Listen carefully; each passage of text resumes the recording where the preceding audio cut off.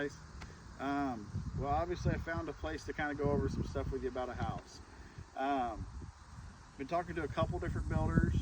We're going to start with this one. This is a home being built in Centerville right now. And Harvey Brothers Construction are the builders of this one. And they've given me permission to kind of come out here and walk you through kind of where they're at with this one. Obviously you can tell there's a gravel driveway, rough put in and cut in. They've done the excavation with this backhoe behind me. And that's been Kelly Cox. He's a great guy out of Richmond, does a really good job. But basically this is a fairly typical standard modern ranch style home. It's in an L shape, probably about 1,800 square feet, single story, with a garage out the front. Very common to what you're seeing in all the development areas and stuff like that right now. If you kind of come with me back here, we'll take a look and see what's going on. I'll kind of give you a heads up. Okay. If you notice, when you look down in this trench, this is what they're actually doing called digging the footer. Okay.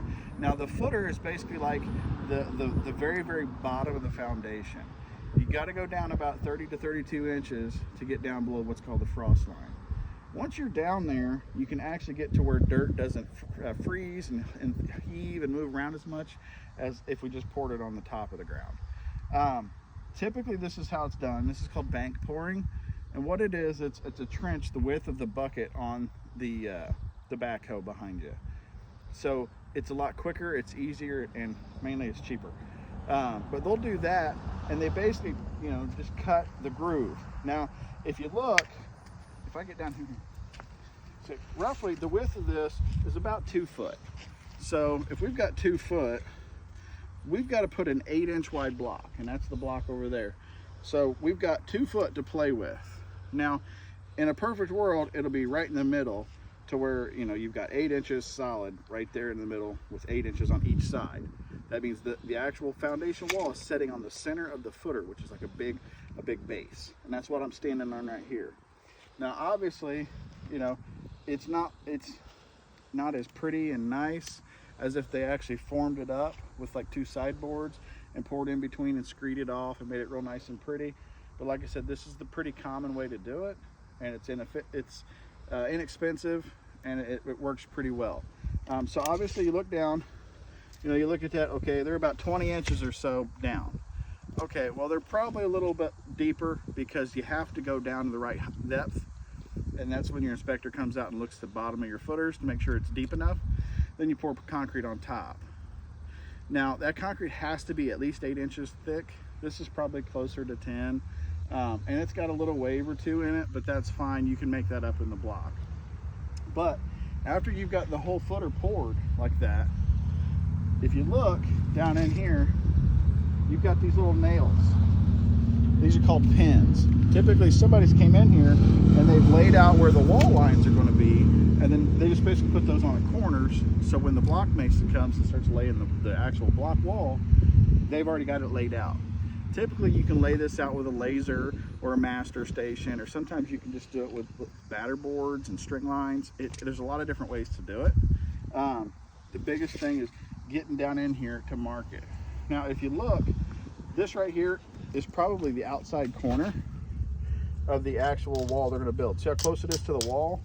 So actually that block wall is going to be about 8 inches wide this way, and it's going to go to about here, because that's about where the opening for the garage is going to start. Okay, so as we kind of go down here, I can feel the waves a little bit, but like I said, once you start from corner to corner and you establish your elevations, you're going to pull a line from corner to corner, and your block layer is going to make that work out with a couple courses of block.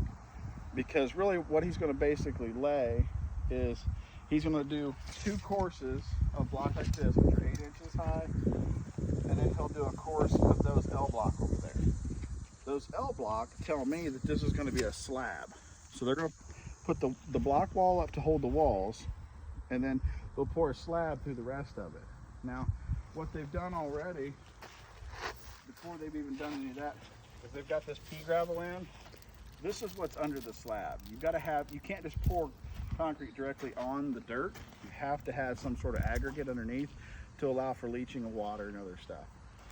Now, this corner here, it's kind of deep, so you know, it's a little rough in the beginning, but you know, by the time they got to some other ones, they're really clean and clear. Obviously, if you look over here, this was some sort of stake line. I mean, it's painted yellow or orange, and it's actually in line with other stuff. There's a lot of reasons that all these things are marked the way they are, and as long as the block mason knows what the pins mean, what the locations are about, and all the lengths of the building, most block mason are pretty good about cleaning some stuff up. Even if their foundation's a little wonky and out of whack, a good block mason will straighten that wall up and make it look nice. So basically, after they lay the block, pour the concrete slab, and all kind of stuff, they'll be ready to start building. The only thing that I don't see here is the water line coming in and the sewer line going out, but maybe they just haven't started with that. But a lot of times they'll just throw a sleeve or just a pipe in the bottom of the footer just to get that sewer line going. And a lot of times they'll actually dig, the water line has to be a lot lower in the ground, so maybe they'll dig under the footer after. So there's a couple of different ways to do it. But that's kind of this little site right now in Centerville. I got a few more to get at, but like I said, at least this gives you something and some idea of what we're going to start looking at and seeing. I am going to want to start doing some block work with you guys, and I got that kind of working pretty good here soon. So like I said, it's a little taste of something to come, and hopefully it looks kind of fun. Thanks.